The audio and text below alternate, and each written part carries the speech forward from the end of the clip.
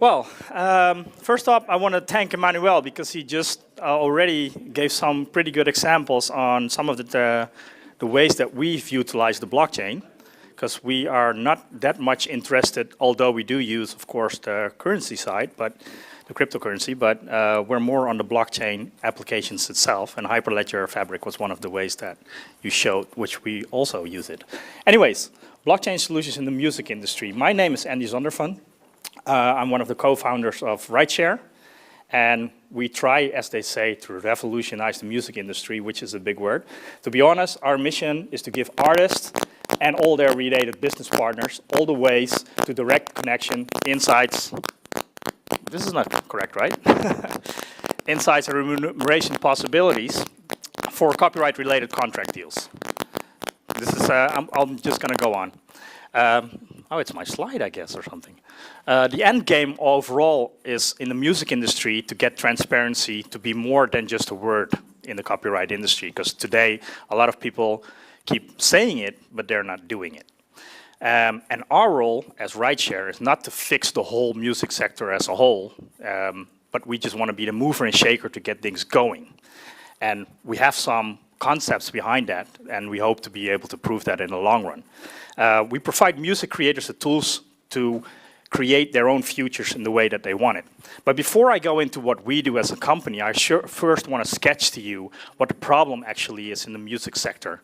For some of you may know this already. For a lot of people, they know parts of what the problem is. I'm just going to try and sketch it out for you just a little bit. So let's start with the problem. The music industry metadata, because we're talking about data in the music industry. To be honest, just to put it frankly, it's a total mess. The current information chain for creator to fan is so diluted and so unstructured that it's basically unworkable in the digital age that we live in today.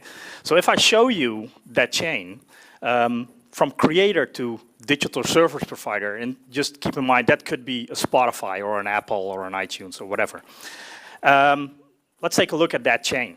So first of all, I'm just going to explain it to you a little bit. The data provided to the music industry entities by creators, so the people who make the music, so the composers, the text writers, they provide their information regarding a work that they made to artists who use it to create a song, to record companies, to publishers, to copyright industry executives, like the Bumestemmers, for instance, in the Netherlands, or ASCAP in the US. They provide all this kind of data to them. This is called the creators' data.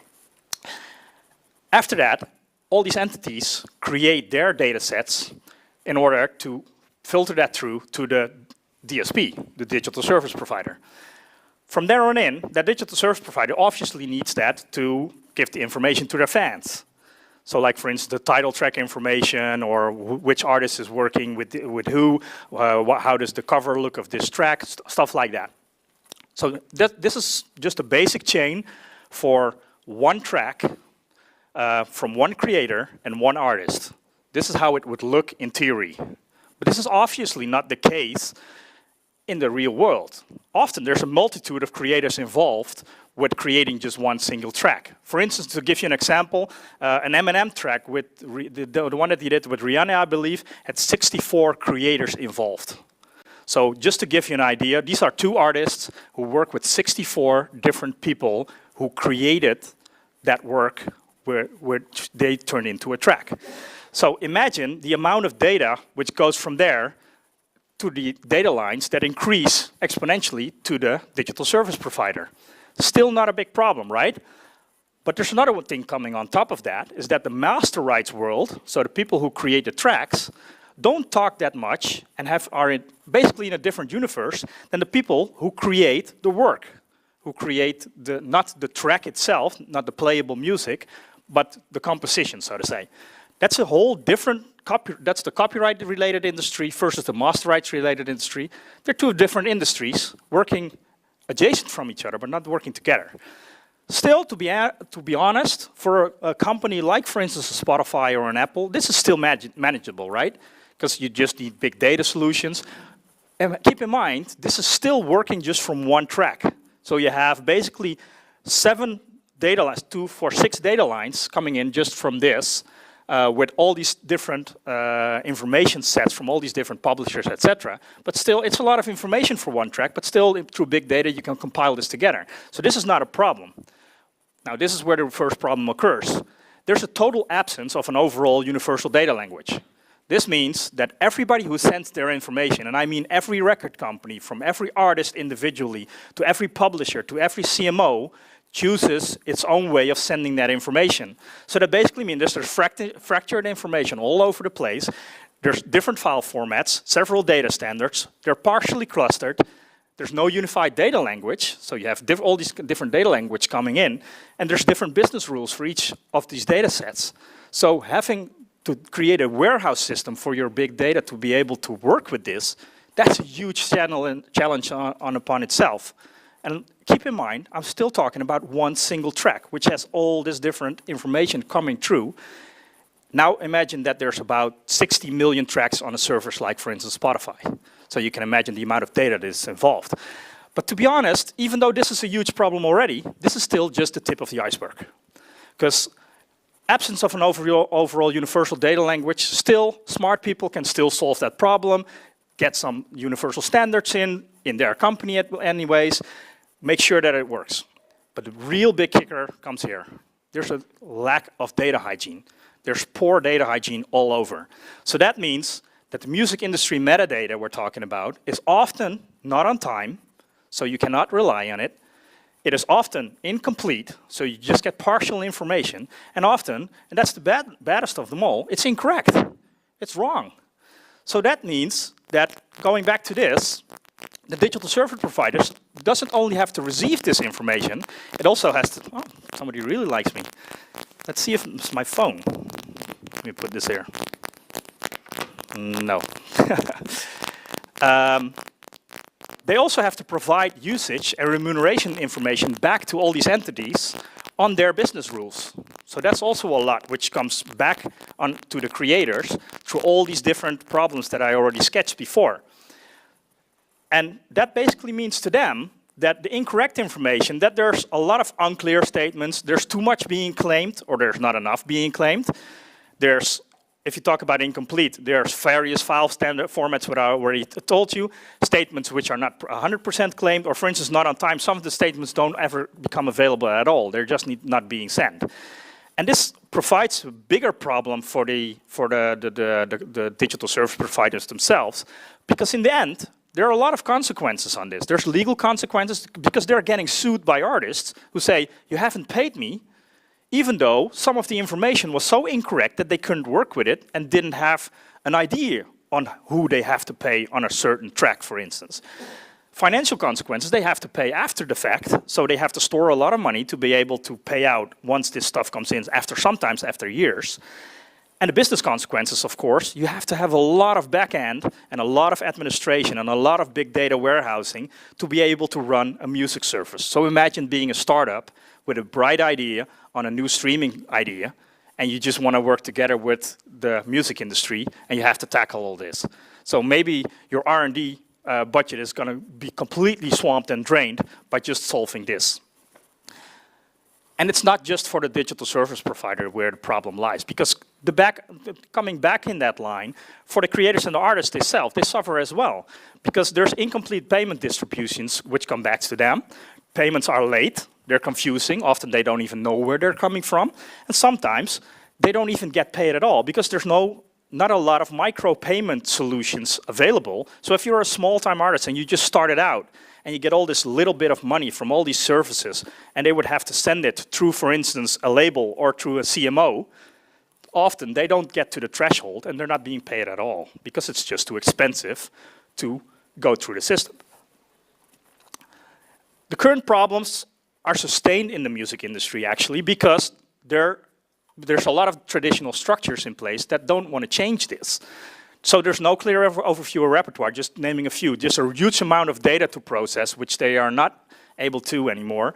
There's a lot of double claims of ownership, so different companies claiming the same ownership part than the other. So in the end, you don't, as a service provider, you don't have any idea, okay, you're asking me 80% and you're asking me 80%, so I have to pay 160% of what my income is. How am I going to do this?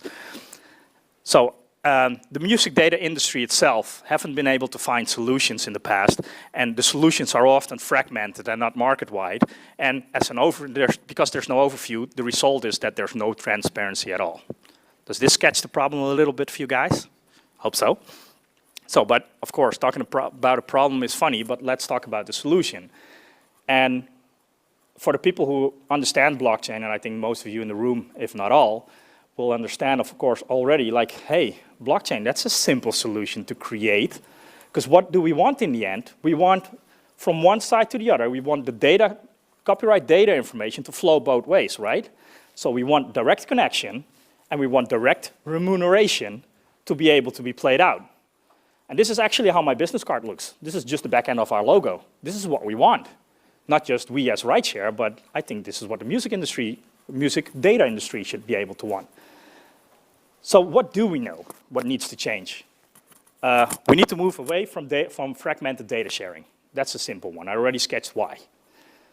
And the central solutions have proven to be technically feasible, right? Because there's a lot of these kind of systems in place in all the different industries which work. Single sources of truth are not that hard to create. A single database where you put everything in, technically easy. But there's a problem with the political minefields in the music industry. And why is that? Nobody wants to share. They don't want to share their data because that's their gold. So obviously, there's a disconnection all over the place. And that's why there's up-to-date no IMDb for music. IMDb stands for, of course, the International Movie Database. So you can, as a customer, can go to any movie in the world and see, if you're a pro user, you can see who every actor is, what they've been doing, how they've been involved in the movie, how much it costs to create the movie. Everything which has to do with the movie is basically in one database. And this is a public database. You don't have this for music. Yeah, you have Spotify where you can find all the tracks, but find the information behind the track? No. So this is where blockchain obviously comes in. Decentralized blockchain solutions can use the benefits of the single source of truth benefits without the political pitfalls, because all these companies get to keep their data for themselves. They just have to make verifications to, for instance, a blockchain to say, okay, this is where the true data is coming from. So instead of sending it all over the place and everybody sending it to everybody, they just send it through one single way of working through a blockchain.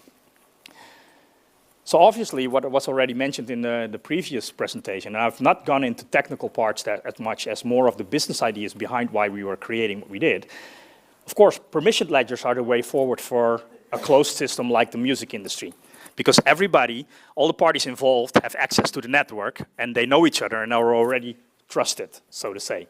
So the label of, for instance, an artist like Hartwell, you know that we work with the guy, is trusted that he's the label of Hartwell. So you can easily identify that guy, easily say, okay, this is the artist, and you can have validation in place for that. So that's easy to do. So these permissioned ledgers are the way forward for this kind of an industry. The only challenge that there is this is a political challenge, of course. Who can see what and who can do what? And this is where decentralization of trust comes into play. And you just have to identify, as one of these parties, you just have to identify who you give the rights to create information, to see information, to do something with that information, to use the information. So this has become a more easier way of working for them, because they get to be the owner of their data, but still they get to share it. And the way that we think we should do this, and this is how we've been trying to solve these problems, is by creating multiple smart contracts needed to create for each of these entities their way of working to a certain blockchain. So the challenge is to create a universal smart contract rule. We've been not trying to do that. There's different companies who are trying to tackle that, and who are trying to create a lot of standards, and we monitor, and but I'll go into that a little bit later. If you look at the market, we're not saying we're gonna revolutionize the music industry by doing completely different than anybody else. We're not inventing a new world, we're reinventing the existing world of the music industry. And if that means that they start shifting and some of the entities in that get a different role, in my opinion, that's up to them. So if an artist comes to the conclusion, he says, hey, I don't need a publisher anymore. This is something that you often hear when you start talking about these kind of solutions. And they say, oh, we can cut everybody from the chain. I'm not saying that's true. Could be, could not be. But this is the choice that I personally think we should give back to the artists. They have the choice because they have the possibilities to do it the way that they want to do it. So I'm not saying my mission is to cut labels or to cut publishers or whatever. They all have a different function in this system, and maybe their functions will change, but up to today, they all have their different functions. So there's 3 parts of the market that we extrapolated from each other. The internal market, so this is still the copyright industry, so the copyrights, the master rights market, that's the internal music market. Then the external music market, it's what I consider the digital service providers who buy the music basically from the internal market. Artist websites as well, ad agency, marketing, promotionals, whatever you do, this is the way that you have to receive the product and have to use the product. And of course, then there's the fan on the back end, and you can work with a direct-to-fan concept. This thing is going all over the place. With a direct-to-fan concept. And I'm going to explain to you a little bit where the differences lie with what is needed in these smart contracts. The internal market is more interested in creating identification and authentication concepts which work with smart contracts. And you already mentioned some of the things that you need to do to be able to do this. Identification is obviously, you have to have a unique identifier who says, okay, this is Hartwell, so Hartwell, yes, this is Hartwell. So that if I say 2 months later that I'm Hartwell, then I'm not being trusted. So, because otherwise I would make the millions instead of him, just so he does the work and I get the money on my bank account. That would be nice. But so this is the way that you need to work through a smart contract for this particular section of the market. Obviously, for the external market, they have different needs. They're more interested in distribution of the data, of course also of the track, but that's already, there's a lot of companies who already do that pretty well, and I'm not that interested to place all tracks within a blockchain. I'm more interested in placing the information, all the data needed for that track in a blockchain. And then you can attach that blockchain, of course, to a track and still send it out. So the distribution and also the negotiations which are taking place and the terms that you have in a contract for payouts and everything, you could store that in the blockchain. Because that would make it real easy for a digital service provider once he can unpack it to say, oh, this is the way that they want to be paid. And it can be decentralized all over the place because through digital currency, you can obviously make a subset for 20 million payments just like that. That's easy. Relatively easily technically, of course. But because you have to do it centralized now, it's really difficult. But in this way, it's simple. And of course, it creates a lot of possibilities for a fan relationship because you can make direct-to-fan concepts, which are now more difficult. Because if a fan picks up on the blockchain, and you can use it just to say, okay, you can just see this subset of information which is stored in the blockchain, but you can use it directly through all these kind of services, then all of a sudden, you have possibilities for the artist to get in direct contact, to make marketing concepts, to make all kind of promotional concepts or loyalty programs or whatever you think of. And of course, there's a lot of digital currency which you can use with that. So, you would need for an ecosystem of smart contracts, you would need this if you want to surface that problem that I just sketched with all these different information lines in the music industry. And this is basically how it would look, just on a global level. Is from the creator to the digital service provider, you would put in one blockchain all these different smart contracts, and you can keep adding to it, of course, because a smart contract is a really light file. It just contains the information and the rules that you need from all these different entities. And you just have one data line going to the service provider who can unpack what he needs and put that in a system and automate that. And then he can work with that, with just receiving the data, and then the remuneration back to the artist. You can do that through digital currencies in that same, in a rule within a smart contract. So that makes it easy as well, relatively easy. And then to come back to, of course, what we stated is one of the first artists that we worked with, or the first artist we worked with was Hartwell. And this is what we did with him. We created the set for the master rights with him together. And partially for the copyrights, but we put all copyright remuneration distributed to the publisher. So we didn't have all the entities in place yet, but just some of them. But this was the first case where a major artist was put in a blockchain and was distributed, and the information and remuneration went through the same line.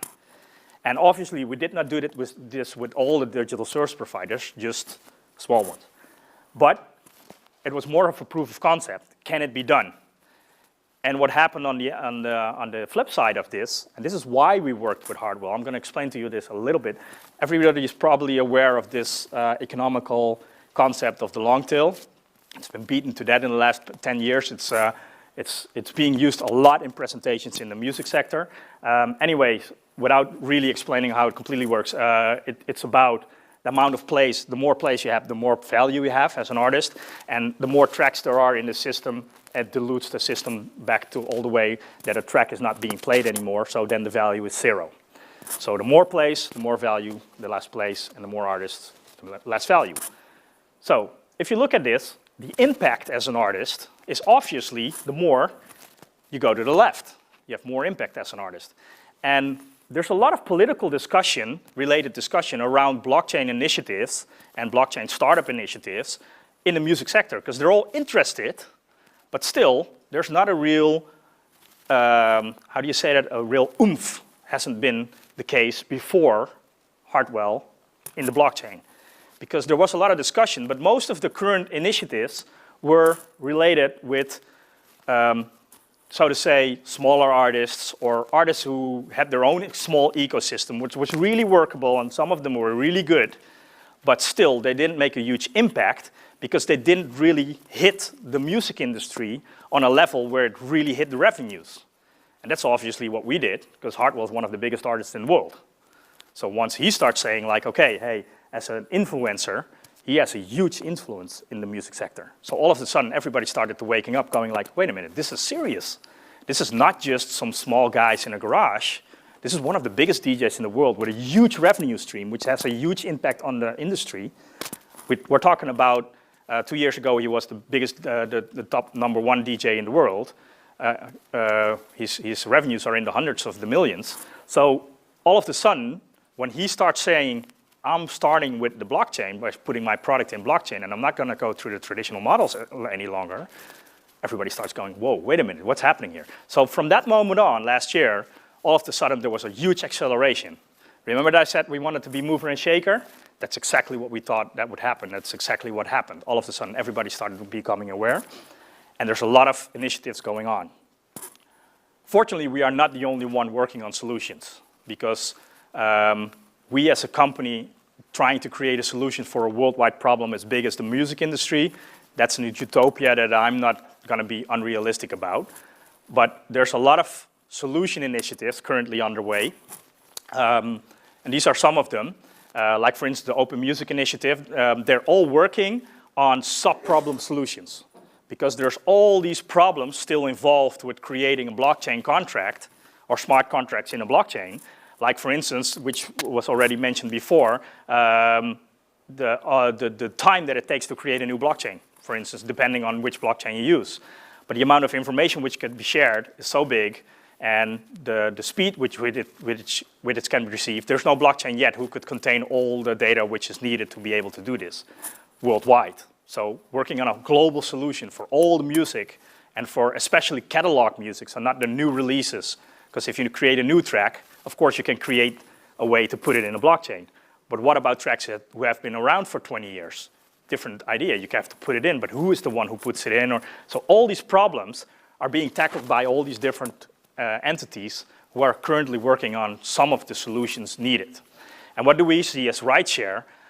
There's a reality check to be said, is that blockchain is not going to be the holy grail on data management. Even though if you put in blockchain and music in Google, there's going to be 1,000 articles saying it is.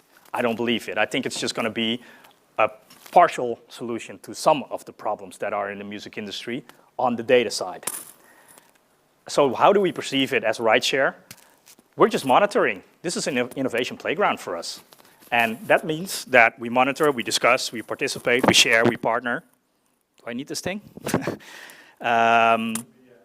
we partner with them to see what's going on. And in the end, it means that we try to take a modular approach. So whenever there's an incremental problem solution, we try to integrate that for the clients that we work with.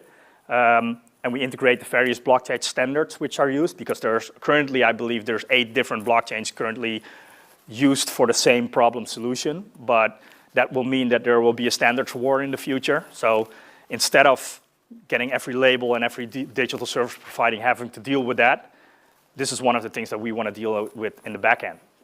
So I was talking about Rightshare as the problem solution, and let me show you a little bit more on who we are. So like I mentioned before, we have no inspiration to become the new standard, because I don't believe there's going to be one standard. There are already 15 standards, and there's going to be a 16, 17, 18 one. But we do want to provide the creators with the tools for their future. So how do we do that? We provide them with a lot of solutions, which are just technical solutions, which makes it easier for them to operate instead of having to worry about which standard they are going to have to use. And we do that by being a consortium of companies. So Rightshare is not just a product of me and a couple of people in a room. We actually, 2 years ago, we attracted a lot of very smart companies, blockchain programmers, data handling and insights company, trend and data reporting company, an interface and API programming company, and a smart contract legal service. All different companies with some of them already 40, 50 people in place who are already creating their own thing. But working together as a consortium, we can tackle a lot of these problems. And that is basically what we do as Rightshare. And this is what I had to say. Are there questions?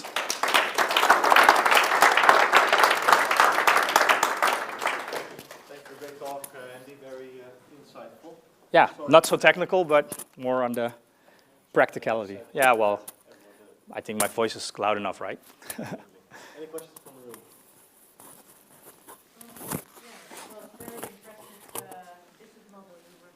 Thank you. Thank you for sharing that. I was wondering if you also consider other technologies like artificial intelligence. Yeah. Yes, we do. Of course, today we're talking about blockchain, so that's what I showed. But artificial intelligence is, of course, a way to get some of these sub-problems solved. So no, I don't have an artificial intelligence company within the blockchain, or within the Rightshare consortium yet. But if there are solutions being provided by some of those initiatives that we're discussing, and they have to do with artificial intelligence, then sure, we're going to try and integrate that. And so the door is open to be able to, currently we're not concentrating on artificial intelligence yet. We haven't needed it today. The challenges are big enough as they are. So, but are you offering? Well, we should talk. Anybody else? Yes, I was wondering how you went about opening up such a conservative industry to blockchain technology. Well, we didn't. The thing is, my previous employer was Business, the Copyright Society. I was responsible for new business development there. And we tried to convince, I as a person, but the people working with me, tried to convince not only them, but a lot of people in the industry, like, this is a new way forward. And it's the most scary part is, of course, the message is your role is going to change. Because instead of you being the one who receives all the money, that's going to go automatically through the system directly, you're going to be, for instance, the validator. Well, this is a scary message because their business model relies, of course, on being the one in control. And that's what is one of the biggest business models in the music industry, being in control, being the intermediate who is in control. So letting go of control is obviously hard. And this is why we, for instance, partnered with Hardwell, is that it becomes relevant even though you don't want to work with it. If there's enough artists who are working with it, you're going to have to work with it. So I don't have the idea that I'm going to convince the whole industry. If we just convince enough influencers, the ball is going to be rolling, and then it's going to be rolling downhill. And then all of a sudden, these bigger labels who are now maybe just looking at it from a distance or just considering it or discussing it or whatever, they're going to have to move. I think that your business model makes a lot of sense. Thanks. The world is chaotic, it needs to be organized. question is, what is the advantage that you have by using blockchain versus if Rightshare owned, your own, if it was your private data, Yeah. and then you, presumably everyone that wants access to it needs to pay to have access to the data anyways, and I mean, having it as a blockchain has other technical problems, so it has to be distributed. Yeah. So like, who's going to host all the nodes? Whereas if you own all that yourself, it seems like, I guess my question is, what's the advantage of using blockchain in this case? The biggest advantage that I saw once the coin fell in my mind, the digital coin, fell in my mind, was the fact that what I also said, it's the decentralization of trust. Because what I just answered the question before, control is a big part of the business right now. So nobody trusts each other to relinquish control. So if I would create a model like that, I would just be a new part of control. And there's been several incarnations, and I've skipped over that pretty quickly, but this has been tried and tested before. For instance, one of the biggest initiatives you can look up on the web regarding the music industry was called the Global Repertoire Database. So they tried to create just what you say. And from a technical perspective and from a logical perspective, you're absolutely right. Why should I use blockchain? I'm making a hard case for a technology which is not really needed if everybody's sensible. But like I said, there's a big political part in it where everybody's business is to not trust each other. And that, because you decentralize trust and make it a centralized database, a decentralized database, but with a central communicator, aka the blockchain in a track, then all of a sudden you don't have to trust your neighbor and you can try and maintain your business model. So it's more of a Trojan horse, so to say, than that in the long end, for a lot of these things, maybe we don't need a blockchain anymore. That would be great. So I guess my follow-up question is, have you tried to pitch Taylor Swift on this yet? No, I haven't talked to Taylor Swift yet. We're working with a lot of people within our scope, and as you can imagine, solving some of these issues is hard enough as it is, and trying to convince the whole world directly. I don't have the capabilities today, but we are also looking into ICOs. We're looking to them. Mobile number then? Do you have access to a mobile number? You give her I think we have access. I think we do have access to Taylor Swift if we want to, but one of the things that I think is sensible, what I do now. Yeah, Hartwell knows her. I mean, Robert has her number if he wants to. But one of the Robert is Hartwell, like I said. One of the sensible things that I think that we're doing today is saying more no than trying to get everybody persuaded today. I would first want to fix the model and make sure that it really works on a good scale. And then, of course, we're going to call her. So. Final question? Is there more than just Hartwell? Yeah, there is. We're working with labels now, which are putting their complete portfolio in. So there's going to be coming out more. But we've dug underground a little bit to be able to really be able to claim what we say to be true. So we're working on the kinks and the cables and everything. So it's going to be a little while.